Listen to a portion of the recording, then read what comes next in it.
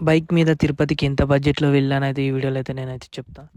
గజ్వేల్ నుంచి తిరుపతికి 600 kilometres. నాకొచ్చిన budget వచ్చేసి 6000. మార్నింగ్ 5కి అయితే నేనైతే స్టార్ట్ అయినా. టిఫిన్ చేసి కూడా బ్రేక్‌ఫాస్ట్ చేసుకొని ఈవినింగ్ 5 లోపు అయితే నేనైతే రీచ్ అయినా. నైట్ అయితే తిరుపతిలో అయితే నేనైతే స్టే చేసిన. రూమ్‌కి వచ్చేసి అయితే 500. తిరుపతి శ్రీనివాస్ కాంప్లెక్స్‌లో అయితే మనకైతే ఫ్రీ టికెట్లు దొరుకుతాయి. ఫ్రీ టికెట్లు ఎప్పుడు ఓపెన్ చేస్తారంటే నైట్ 9కి అయితే ఓపెన్ చేస్తారు. మనం 7 లోపు అయితే అక్కడ ఉండాలి.